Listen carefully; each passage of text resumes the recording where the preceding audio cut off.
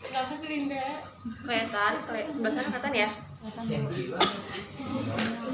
Oke ya, jadi kita akan sama seperti yang di ibu hamil. Sebelum pemeriksaan kita pastikan ibunya bladernya kosong gitu ya. Kita pastikan blader ibunya kosong. Jadi nanti sebelum melakukan tanyakan dulu ke ibunya sudah berkemih atau belum. Kalau sudah berkemih berarti dilanjutkan pemeriksaannya, tapi kalau belum berkemih kita anjurkan ibu untuk ke kamar mandi dulu ya, untuk buang air kecil. Kalau misalnya kita sudah atau ibunya sudah melakukan buang air kecil, maka selanjutnya kita kontrak sama ibunya. Assalamualaikum, selamat pagi Ibu, perkenalkan saya Nurse Rima dari Stikes Horizon. Saya di sini akan melakukan pemeriksaan fisik pada Ibu setelah Ibu melahirkan. Pemeriksaan fisiknya mulai dari kepala sampai dengan kaki. Nanti daerah dada, daerah perut, daerah bawah akan saya buka. Ya, sekali lagi kalau di maternitas kalau melakukan pemeriksaan fisik harus jelas kontraknya. Jangan bilang, Bu, saya mau periksa daerah dada, daerah perut, daerah ini ya, tapi dibilang, Bu, nanti daerah dadanya dibuka, perutnya dibuka, dadanya dibuka, perutnya dibuka, sama bagian bawahnya nanti akan dibuka gitu, karena khawatirnya khususnya buat yang laki-laki itu. Jadi kalau misalnya ibunya dari awal udah bilang, duh saya nggak mau, ya bisa nggak hanya periksa daerah kepala atau tangan aja, maka nanti saat ke rumah sakit bisa dibantu sama teman perempuannya, teman ceweknya gitu. Kalau misalnya dapat ibu yang mau, ya udah nggak apa-apa, berarti dilanjutkan, jangan kita yang jadi malu gitu ya. Oke, misalnya sudah sama ibunya udah oke, ibunya sudah ke kamar mandi, kita pakai handscoon sama seperti prinsip APD ya, pakai handscoon. Setelah cuci tangan pakai handscoon, kemudian kita periksa seperti biasa rambutnya ibu. Di rambutnya ibu apakah ada kotoran gitu ya, bersih atau tidak, dan yang lainnya. Setelah dari rambut turun ke rambut ke wajah. Di wajah apa yang dilihat? Plasmagrafi darum. Setelah plasmagrafi darum apalagi yang dilihat? Pucat atau tidak. Jadi secara observasi yang dilihat pada ibu postpartum adalah satu, apakah ibunya masih ada plasmagrafi darumnya. Kemudian yang kedua, apakah ibunya tampak pucat atau tidak, karena pada saat bersalin ibunya setelah mengalami perdarahan gitu kan, maka dikhawatirkan ibunya mengalami pucat atau cyanosis gitu. Kemudian setelah itu ke daerah mata. Di mata apa yang dicek? Cahaya gitu ya. Jadi kita minta, Bu, bisa dilihat ibunya melihat ke atas, kita tarikan konjungtivanya ke bawah sambil dilihat konjungtivanya dan skleranya. Setelah itu selesai, kita bawa pen light, kemudian dinyalakan, kemudian didekatkan refleks pupil terhadap cahaya, apakah miosis, midriasis, kanan dan kiri. Itu semuanya sama, kalau sama namanya adalah isotope. Setelah itu selesai, lapang pandang ya ibu, jangan bergerak, nanti mata ibu yang mengikuti atau pandangan ibu mengikuti ke arah kanan, ke arah kiri, kemudian ke atas, ke bawah. Setelah selesai mata, kita ke hidung. Di hidung apa yang dicek? Simetrisannya, kebersihannya, nyeri tekannya ya, nyeri tekan, sinusitis dan yang lainnya. Yang dinilai berarti kebersihan, berarti kan pakai pen light ya, pakai pen light dilihat bersih atau tidak. Kemudian setelah itu tulangnya bersih atau tidak, kemudian dipalpasi sambil ditekan apakah ibunya ada keluhan nyeri atau tidak. Setelah hidung selesai ke telinga. Di telinga yang dicek berarti adalah simetrisan, kebersihan, refleks pendengaran. Ya, refleks pendengaran berarti tidak jauh dari swabah, Weber, dan Rin. Ya, swabah yang seperti di dahi. Ya, kalau swabah di dahi berarti untuk mengetahui perbedaan antara getaran kanan dan kiri. Kalau yang Weber antara pasien dan perawat. Kalau yang Rin oke ya, hantaran itu kan berarti udara ya. Hantaran dan getaran itu sama. gitu. Jadi hanya Weber aja yang dicek dengan orang lain. Kalau yang duanya itu pasiennya yang mendengar, makanya kan ada tuli konduktif dan sensori gitu. Oke, setelah pendengaran selesai kita lanjut ke mulut. Di mulut dicek sianosis atau tidak, kemudian mukosanya kering atau lembab, kemudian kita minta ibunya ya ada serean atau tidak, kemudian kita minta ibunya untuk dibuka mulutnya, ibu dibuka mulutnya, kemudian lihat giginya, kebersihannya, ada gigi yang tanggal atau tidak, ada gigi yang karies atau tidak. Kemudian adalah lidah. Kenapa kita mesti ngecek lidah? Karena pada ibu yang perdarahan, ibu postpartum ya, pada ibu postpartum yang mengalami perdarahan, salah satu tanda yang bisa dilihat adalah lidahnya itu mengalami kering, gitu, ya. Jadi selain tadi muka tampak sianosis itu kan secara sirkulasinya gitu ya, tapi tanda dehidrasinya adalah mukosanya kering dan lidahnya juga tampak kering. Itu berarti pasiennya sudah mengalami atau sedang mengalami yang namanya dehidrasi. Bisa tuh misalnya kita angkat resiko hipovolemia gitu, resiko perdarahan. Kenapa? Karena muncul tanda dehidrasi. Oke, setelah itu selesai kita ke leher. Di leher apa yang dicek? Hiperpigmentasi yang tadi ya, di antenatal hiperpigmentasinya masih ada atau tidak. Misalnya di sini kita lihat hiperpigmentasinya masih ada. Oke, setelah itu selesai ke daerah deviasi trakea, setelah itu ke hipertiroid, efek menelan, kemudian ke payudara. Di payudara kita akan minta ibu untuk dibuka dulu bajunya. Ya, kita buka bajunya ibu di bagian atas. Yang pertama kali kita lihat adalah observasi. Apa yang diobservasi? Yang diobservasi adalah putingnya. Apakah exverted atau inverted? Yang dilihat adalah bukan hanya salah satu tapi keduanya. Karena nanti akan ketemu sama ibu yang satunya exverted, yang sebelahnya adalah inverted. Jadi kita akan menyebutnya payudara exverted, puting kanan dan puting kiri. Kemudian aerola yang ada di sini, hiperpigmentasi atau tidak. Kan normalnya kalau pada ibu antenatal dan postpartum adalah masih terjadi hiperpigmentasi, maka aerola mengalami hiperpigmentasi kiri dan kanan. Kemudian setelah itu yang kita cek adalah palpasi. Ya, palpasinya di sini untuk meraba. Kalau yang di antenatal palpasinya adalah untuk apakah ada yang produksi ASI. Kalau sekarang produksi ASI dan pengeluarannya. Jadi harus benar-benar sampai keluar kalau sekarang harapannya si ASI tersebut. Jadi kalau prosesnya masih sama seperti yang kemarin, dipegang ya, yang bagian bawahnya, kemudian palpasi.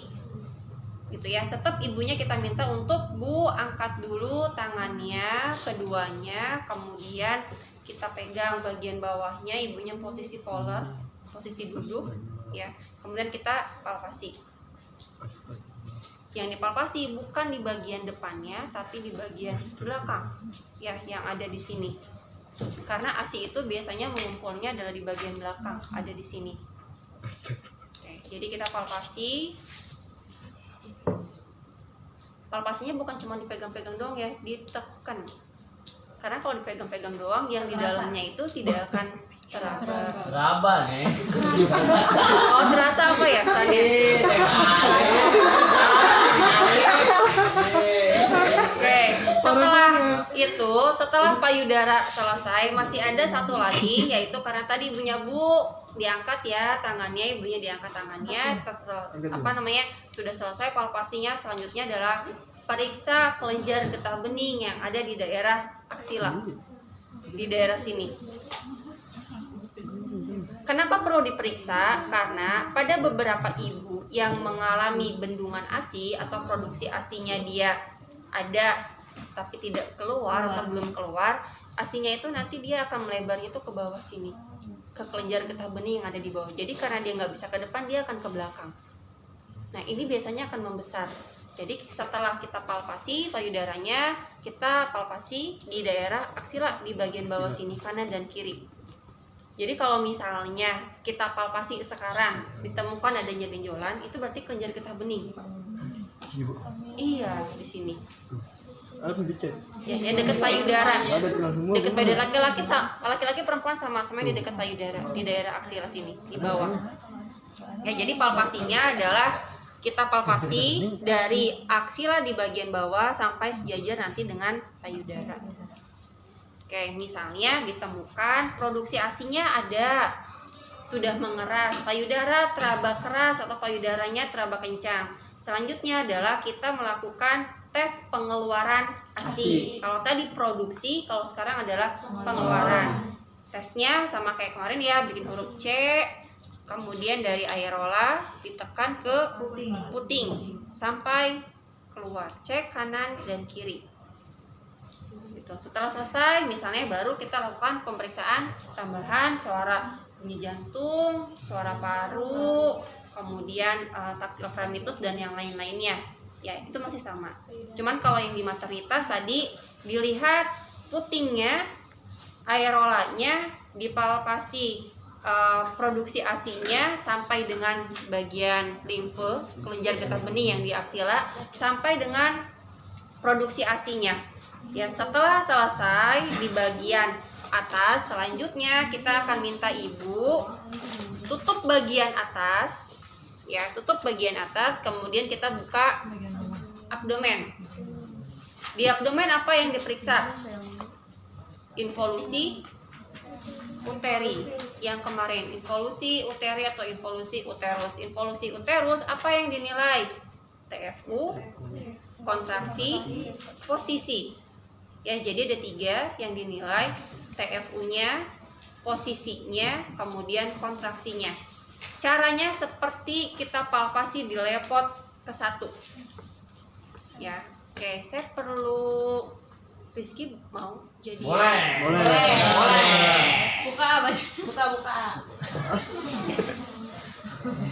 Buka dipakai itu dulu aja.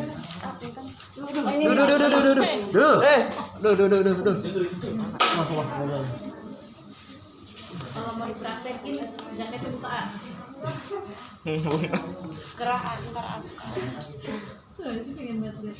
iya pergi sendiri. Kenapa sih? Indah. Iya. Tarik gitu.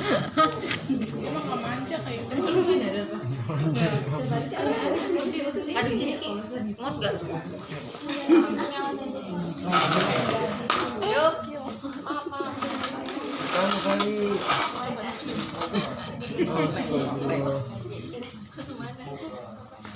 Menggoreng. Jaketnya buka.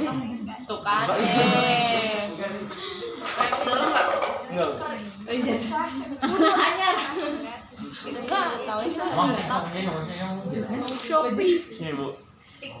TikTok shop bisa sini Ki. Coba.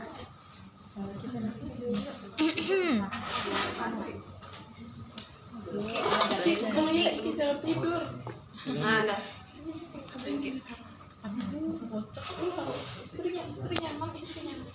Oh, ada istrinya. Ada. Oh, pasangan suami istri. Iya, boleh, Bu. Kapan akadnya? udah umi api Oh, udah Umi Abi.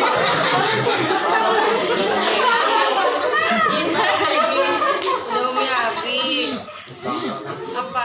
Manggilnya apa? Beb. bunda Oh, Umi Abi. Siapa Uminya, Ki? Oh, si Pen. Misal ya, kita kan mau periksa daerah abdomen, ya. Sama seperti di lepot yang pertama, kita akan palpasi dari bagian bawah, ya kan? Jadi dari bawah sini, Bu, saya akan pegang ya. Oke, sebelum palpasi dilihat dulu apakah ada yang lurus namanya apa? Linea nigra. Kemudian dilihat juga apakah adanya stretch marks. Tambahannya sekarang kalau ibunya operasi SC, apakah ada luka pos operasi atau luka jahitan? Itu ya. Jadi dilihat ibu tampak linea nigra, ibu tampak ada stretch marks, ibu tampak ada luka operasi. Misal kalau ibunya dioperasi. Kalau tidak ada berarti hanya 2, linea nigra sama stretch marks. Setelah diobservasi, dilihat selesai, kemudian baru palpasi. Yang dipalpasi berarti mulai dari bawah. Ya, dari bawah sini kemudian ke bawah terus ke bawah ke atas terus sampai enggak geli ya Ki, enggak. Sampai misalnya pusat ketemu nih misalnya di sini, oh ini berarti sepusat. Jadi kita jangan hanya nempel gini tapi agak ditekan. Kenapa? Karena nanti yang akan terabanya adalah di bawah sini ini ada bagian yang mengeras dan di bagian atasnya ini bagiannya adalah kosong, jadi terabanya tuh lunak, lembek gitu. Jadi perbatasannya adalah kita di mana nih? Oh ini perbatasannya adalah di sepusat. Kalau 2 hari berarti 2 jari di bawah pusat, 3 hari berarti 3 jari di bawah pusat, dan seterusnya karena dia sampai dengan hari ke-7 sudah masuk lagi ke rongga panggul, udah masuk lagi ke sini nih, nggak akan teraba, udah selesai. Jadi hanya 1 minggu. Nah kalau misalnya masih dalam waktu lebih dari 1 minggu masih ada di atas, berarti terjadi yang namanya atonia uteri atau subinvolusi, di mana TFU yang seharusnya dia sudah balik lagi ke posisinya dia masih di atas. Tandanya apa? Selain tadi TFU-nya naik, kontraksinya pasti lunak, ibunya mengalami perdarahan gitu ya. Jadi involusi yang pertama adalah TFU-nya. Oh TFU-nya tadi di sini sepusat. Lihat posisinya, apakah posisinya itu sejajar dengan pusat atau dia ada di samping. Kalau misalnya posisinya ada di pas pusat, berarti kita menyebutnya adalah posisi sepusat lurus. Jadi kalau lurus itu ya posisinya lurus. Tapi kalau dia ada di samping, namanya adalah midline. Di samping, di bawah, di samping garis midline gitu ya. Kemudian yang ketiganya adalah kontraksi, pegang yang di bawahnya.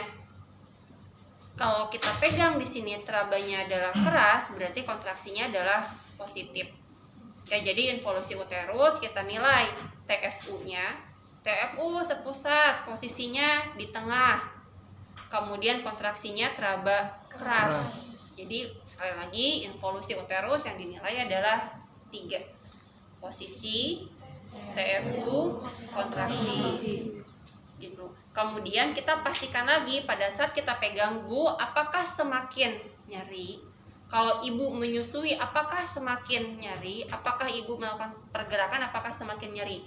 Untuk memastikan apa? Untuk memastikan yang namanya after pain. Yang kemarin after pain, kondisi nyeri yang muncul secara fisiologis karena adanya kontraksi uterus. Kontraksi uterus ini akan meningkat pada saat ibunya mobilisasi, pada saat ibunya menyusui, pada saat ininya kita message atau kita palpasi. Itu ya. Oke. Setelah itu yang kita nilai adalah DRA, diastasis rectus abdominalis. Caranya ibunya kita minta angkat dulu bantalnya. Banget Bu. Ya, sudah diangkat sama ibunya. Kemudian tindakan ini tidak diperkenankan untuk ibu yang SC. Jadi hanya pada ibu yang postpartum normal. Kalau yang SC bisa dinilainya dengan posisi supin. Ya, hanya posisi supin, nanti kita akan lihat perbedaannya. Jadi kalau untuk anggap ini ibu normal dulu ya. Ibu normal, Bu bisa dagu nempel ke dada. Main sakit. Ya, jadi yang akan dinilai adalah Ki bisa dibuka bagian bawah. Bisa. Boleh. Lalu ada yang pakai kaos dalam nggak laki-laki? Dede, Enggak Bu. Oke Bu, dia lebih rajin Bu.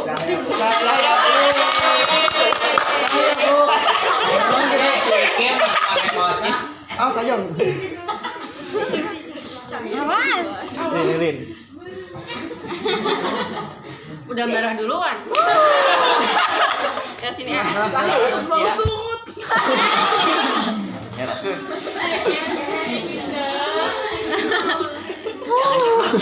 Dibuka sekali. Udah. Kok nggak Ininya bukit? bisa diturunin sedikit nggak? Turunin. Jangan di atas bak. Sensor bak. Udah ada Bu.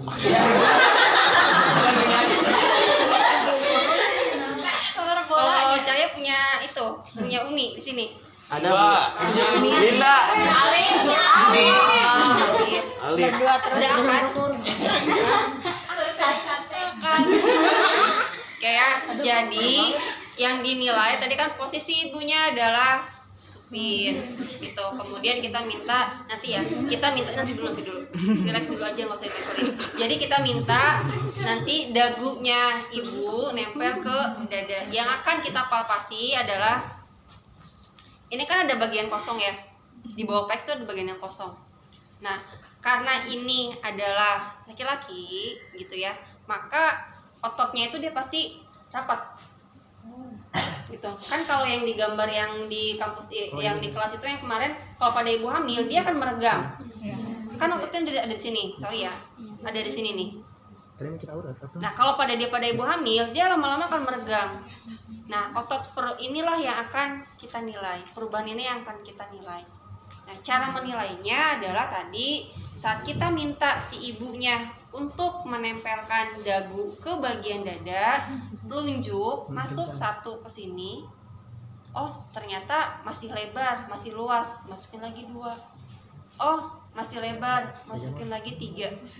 Oh, masih lebar, masukin lagi 4, dan seterusnya sampai misalnya kalau cukup sampai dengan 5 gitu. Maksimal adalah 5. Kalau misalnya maksimal 5 berarti ibu ini memiliki riwayat pernah melahirkan lebih dari 5 kali.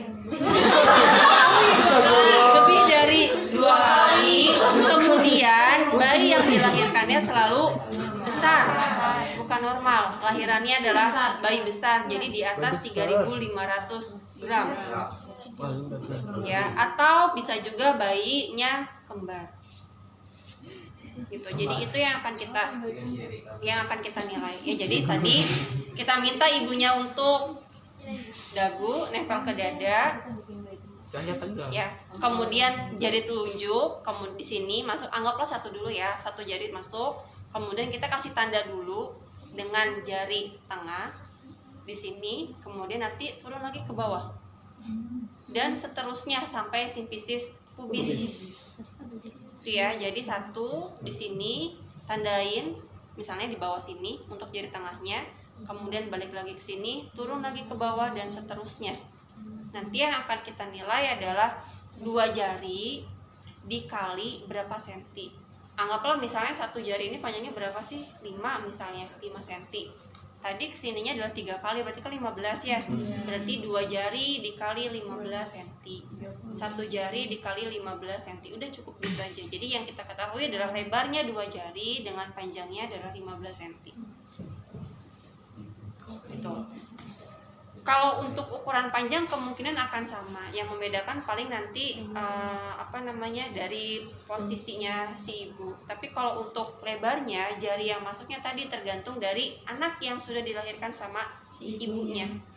Gitu ya, anggap tadi DRA-nya adalah 1 jari dikali 15. Nah, sekarang caranya kita minta Bu, beneran ya, nempelin dagunya ke dada. Ini posisinya agak sakit, makanya nggak boleh sama Ibu SC.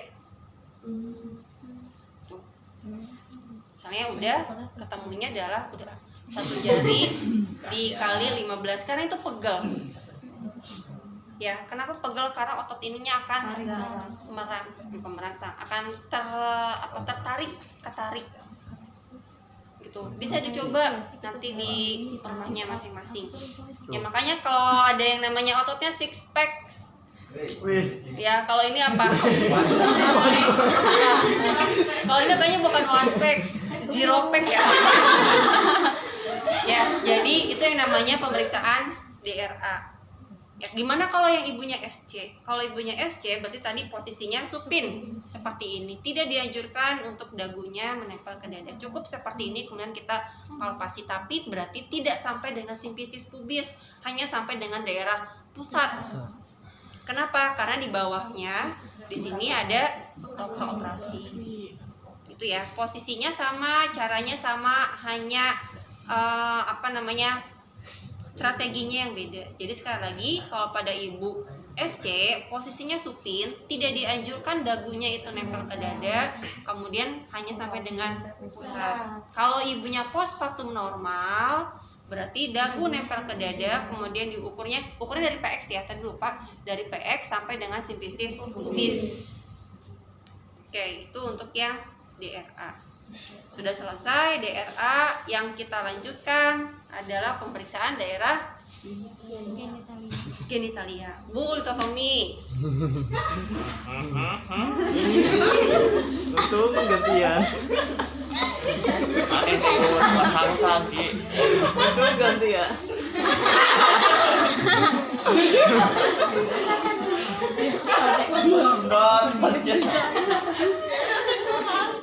Gimana posisi ngelahirin yang betul?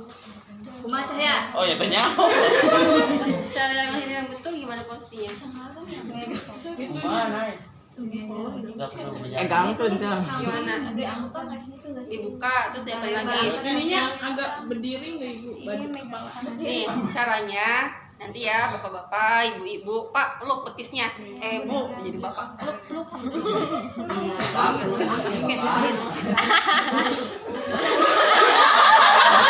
posisinya gini ya, ya posisinya gitu. Jadi kalau nanti kan kita profesi dinas di ruang bersali ya, jadi nanti posisinya Bu peluk bagian pahanya, peluk pahanya Bu sekuatnya. Jadi kalau bisa si tangan itu dia gini. Jadi bukan punten ya, bukan gini, tapi gini. Gitu. Kemudian pandangan ibu itu lihat perut. Jangan lihat atas, jangan lihat kanan, jangan lihat kiri, lihat perutnya. Kenapa? Karena biar ibunya bisa tahu, oh perutnya udah turun, udah mulai turun. Dan nggak boleh merem, harus membuka. Khawatirnya kalau ibunya merem, kemudian kekuatannya ngedennya kuat, itu bisa pecah bola pembuluh darah di daerah orbitalnya. Itu ya. Oke, lanjut lagi litotomi. Kemudian yang kita lakukan adalah vulva hygiene. Ayo Cahya. Ayo. Buka Cang. Ayo. Ngerewas nih. Ya Jopik. Hygiene sama ya semuanya, bisa di pinjam perineumnya. Ya perineum berarti dilihat atau yang dilihat itu apa posisinya. Bisa lurus dulu, sorry, lurus dulu. Kakinya dua-duanya dilurusin aja. Nah, gitu aja. Jadi yang dilihat sama kebersihannya, ya. Kemudian kalau kebersihan yang di sini yang akan kita lihat adalah lokea. Ya, walaupun tulisannya lochia, dibacanya adalah lokea. Ya. Kalau misalnya hari ke-1 sampai hari ke-3, lokeanya adalah lokea rubra. Ya, jadi dibuka labia mayoranya, kemudian kita bersihkan labia mayora kanan, labia mayora kiri, kemudian juga labia minoranya, kemudian yang terakhirnya adalah vestibulumnya. Ya, yang tengah kan namanya vestibulum, vestibulumnya tengah. Kemudian dilihat setelah kita bersihkan apakah masih ada darah yang keluar. Kalau yang darah keluarnya itu berwarna kemerahan, berarti itu bisa dipastikan darahnya adalah darah lokea rubra. Itu. Jadi untuk menentukan lokea rubra bukan dilihat dari pembalutnya, kan kita nanti saat dibuka akan kelihatan ya pembalutnya penuhkah atau sedikitkah atau hanya bercakah gitu. Jadi setelah dibuka pembalutnya, ibunya disiapkan pembalut yang baru. Jangan dilihat lokea rubranya itu dari pembalutnya, tetapi dilihat dari hasil nanti yang keluar setelah kita vulva hygiene.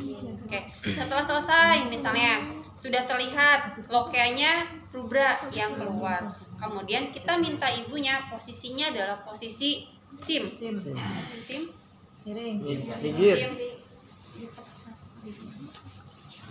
Ya kan ada bantal harusnya.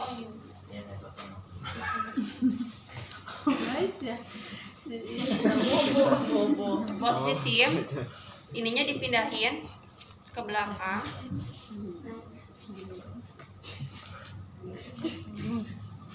Apa yang kita lihat ya, yang kita lihat adalah, Cahaya saya pegang bokongnya ya. Boleh Ibu. Yang kita lihat adalah yang namanya luka episiotomi, itu kan dia adanya di bawah sini, di perineum. Dan kalau misalnya untuk cek luka episiotomi itu posisinya litotomi, itu nggak akan terlihat. Kenapa? Karena ini kan daerah lipatan. Makanya pemeriksaannya adalah dengan posisi SIM. Posisi SIM nanti tangan kita akan mengangkat sedikit bokongnya ibu, ya. Kemudian ambil lagi, sebetulnya bukan kapas tapi pakai kasar, karena kalau kapas itu nanti dia nempel. Gelap. Ya, gelap. Jadi Wah, jadi dipegang bokongnya, diangkat dulu ke atas, kemudian bukan diseka tapi ditempel, cukup ditempel. Ya, kemudian nanti dilihat di kasanya apakah ada darah atau tidak. Oke. Cukup ditempel. Kemudian dibuang lagi. Kemudian yang keduanya, ambil kasa lagi, kemudian kasanya kita isi betadin. Perih gak Jadi bu? sekalian, kenapa? Perih gak? Perih. Ada betadin? Masukin aja langsung ke bawah. Ini ya. Oke.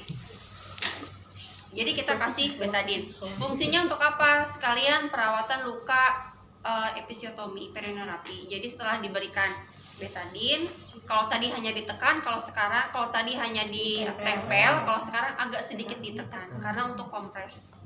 Ya, jadi yang pertama itu cukup untuk melihat apakah ada luka atau tidak, yang keduanya baru kompres. Nah, yang keduanya baru ditekan. Setelah itu yang dilihat adalah reda. R-nya di lukanya ada kemerahan nggak? Oh, kemerahannya negatif.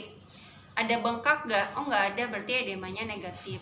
Ada kebiruan nggak di sekitar lukanya? Tidak ada kebiruan, berarti ekimosisnya dia negatif. Discharge, tadi di kasanya kita nggak menemukan darah, nggak menemukan pus, berarti discharge-nya adalah negatif. Saat kita lihat approximate kerapatan jahitannya masih rapat. Jadi hasil redanya semuanya adalah